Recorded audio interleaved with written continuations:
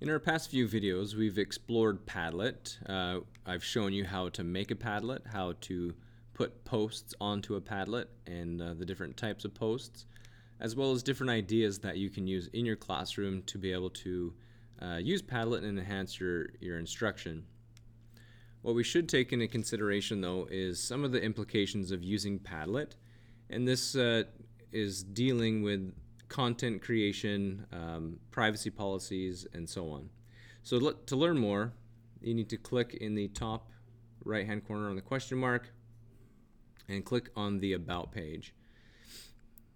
Now, if you want to find out about Padlet, you can click on the About Us page, which basically tells you where their headquarters are located and who is doing the programming, the web development, etc.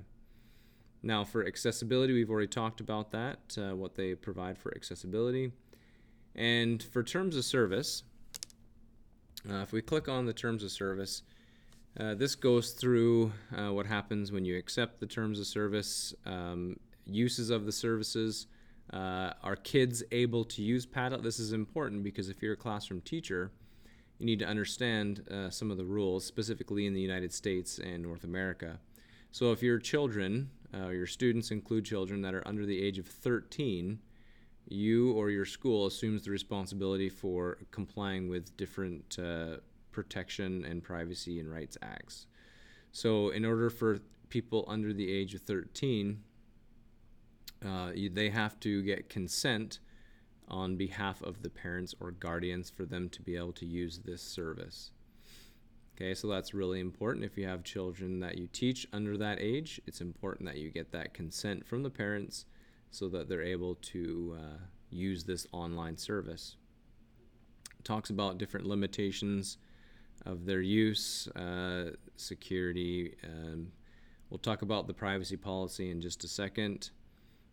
Talks about content and subscriber content, keeping in mind that anything that you post on the site is yours. You retain any intellectual property, so they don't benefit from anything you post. You retain all that ownership of your content.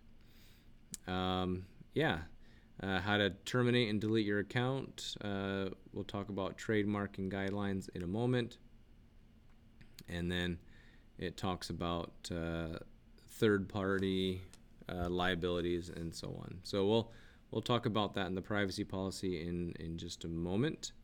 But it is something that you should probably go through and read. These are important things that you should know as a user of Padlet.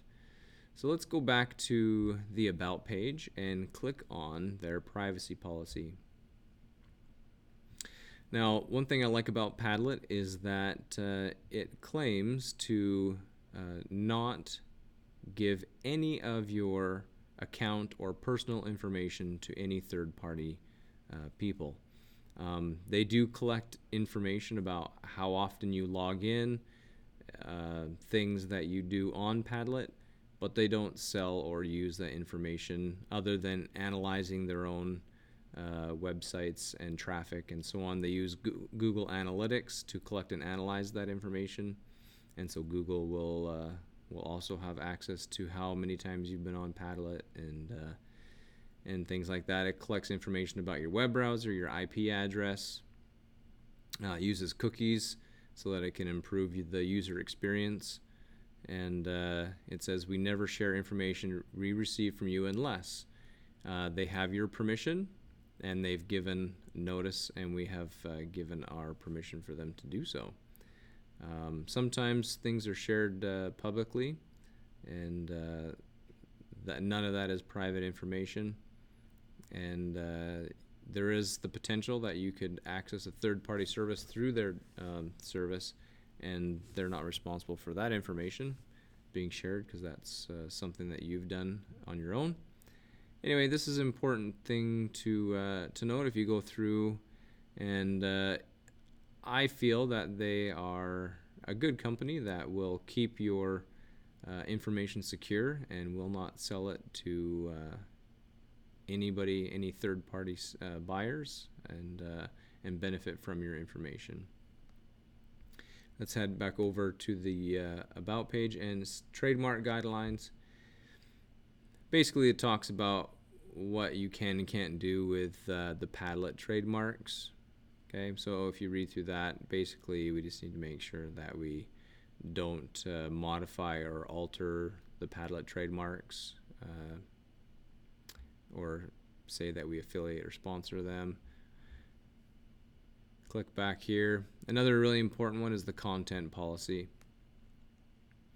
So it talks about what Padlet is for and what it's not for. So one thing I really like about Padlet is that they do not allow any malicious or bigotry content that is posted, any harm to minors, including the following 3 things: bullying, pedophilia, and child sexual abuse.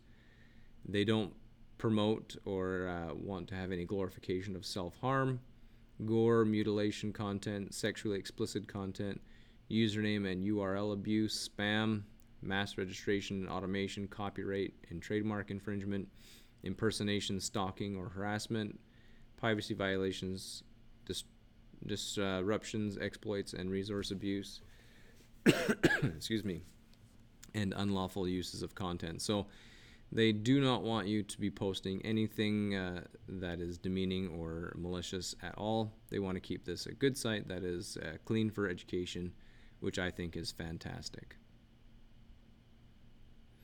So if we come back to the About page, that's about all I want to talk about. You can click on here and that'll take you some of their brand assets, so different images that you can use if you wanted to post their images places. These are the ones that you have to use unaltered. And that's about Padlet. So hopefully you feel like Padlet is a good company. And of course, to use this company, it is free. If you want to use the premium features and make more than 4 Padlets, you need to pay for that premium service, which I think would be good. I think this would be a good company to support, and will be able to improve the digital literacy of your students and improve your classroom experience and teaching as a teacher, as an educator, and be able to help students prepare themselves for the future and be able to develop those skills that will help them be successful in life.